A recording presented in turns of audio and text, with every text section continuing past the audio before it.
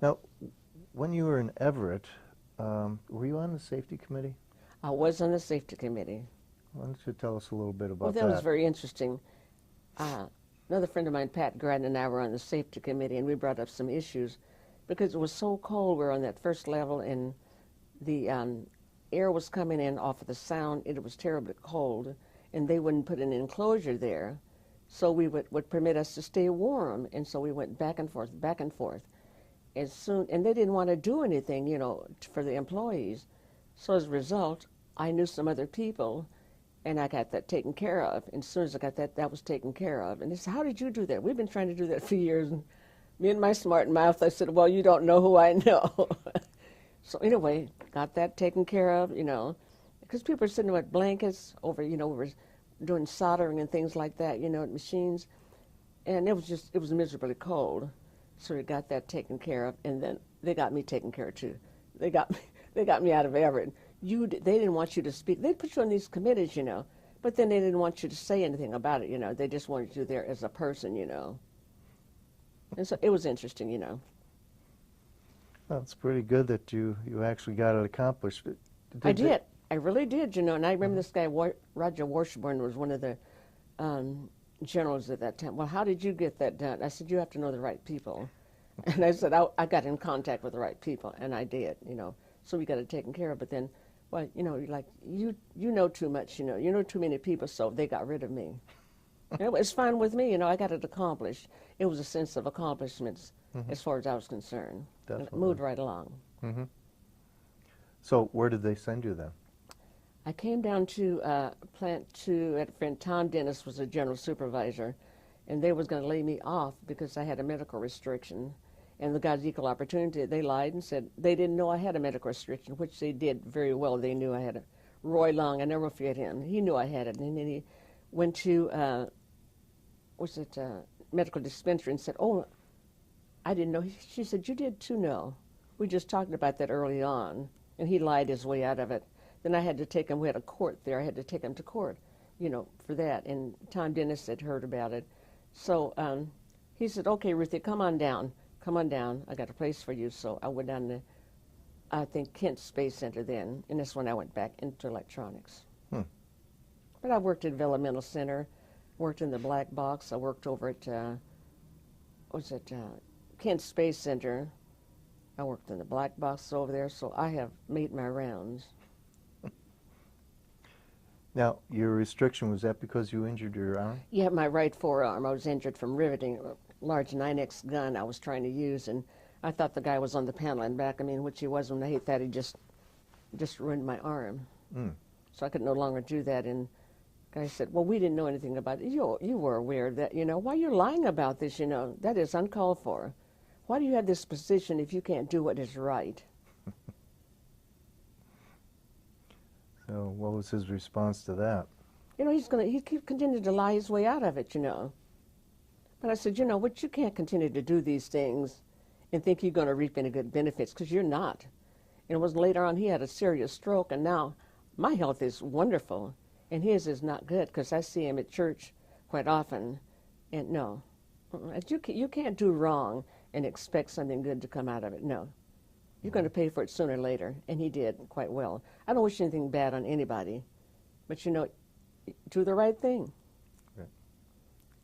Now, he was the general there? No, this guy was Equal Opportunity. Oh, okay. Equal Opportunity.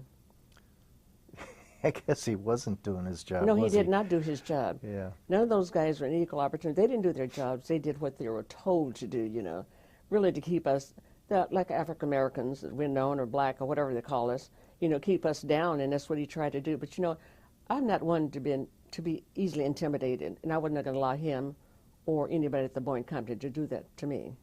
And so I had to stand up for my rights. This is what my mother taught me, speak the truth, and, it'll get you to the right places. That's good. Now, you bring up a question that we talked about the other day, is that during that period of time, there was some racial prejudice and problems.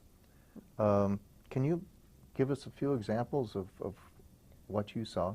Well, they just didn't want, one thing was, they wouldn't give me an upgrade, but I could train someone else to get an upgrade. This is the way Boeing operated back in those days.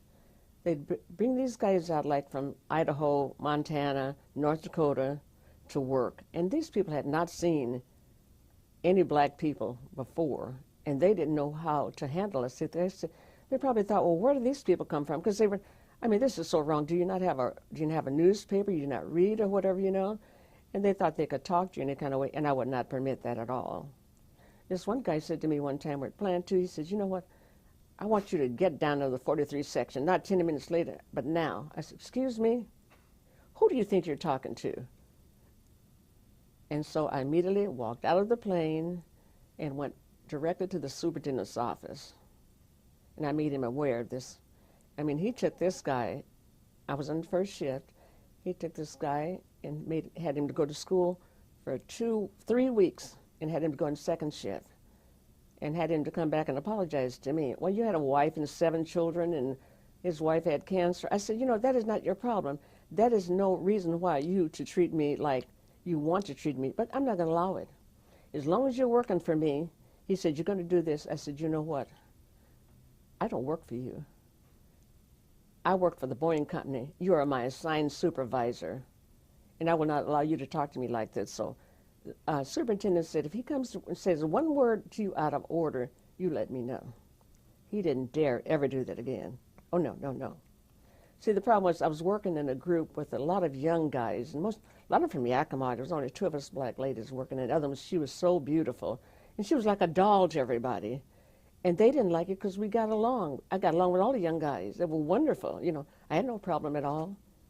But they wanted us like to fight or not get along, you know. And we did not do that because we were young, like 21 years old. You know, and I always had a knack of speaking up for what I believed in, and I did. That's how I managed to live at the Boeing company, remain at the Boeing company as long as I did. Because I was outspoken. I didn't speak unless there was a reason to speak, you know, and I tried to speak intelligently, you know, to get my point across. And so I was pretty successful at it. A lot of times I've been asked to train this person, that person. Why can't I train those people and you won't give me an upgrade? Well, you know this, well, you know that. I said, you know, it's going to get to you sooner or later. You can't continue to do this. But I could train anybody. Next thing you know, that person I trained, they had upper grade. Next thing you know, they were in management. But those people are no longer here. I am still here and doing well. You had mentioned some racial problems in Everett, too. Oh, yeah, they were very prejudiced in Everett. It was the worst place I'd ever been. It's just like being down south, which I'd never experienced that kind of stuff, you know, parts of the deep south. And, oh, they thought they could talk to you any kind of way and have you go do this and do that and things that you didn't need to be doing. But just because they were in charge, they did not have the right to talk to me in any kind of way and treat me, you know, unlike they treat anybody else. No, I was not going to allow it. Now, were they talking to you, did they talk to the white workers like that, too? Of course not. Okay. No, no. Some they did. Some would not put up with it in the first place because we had some people, some of the white young ladies were very, I never had a problem with people. People are people as far as I'm concerned in my eye. And I got along with everybody. It was just upper management, you know. They didn't like to see us get along, I don't think. I don't know where they came from, but they were not happy that we had a great rapport with each other. We ate together, and we used to go partying together. We had a good time back in those days. So the problems we're talking about were, if I understand you right, were generated mainly from management? Management. Not the workers themselves? No, no, management, no. I had no problem with the workers. No, it was just management, you know. Can you think of any other instances? You pretty much covered quite a bit. I think that's really about it. You know, I made a lot of friends at Boeing. I still have a lot of friends at Boeing. I came in contact with a lot of them. A lot of times we would go to lunch, maybe once or twice a year or something like that. And no, I mean, everything wasn't bad. You know, everything wasn't bad. It wasn't all good, but you know, you just got to make the best of whatever, you know. And don't look for the negative, you know. You have to look for the positive. And then this way you will live longer and a more fruitful life.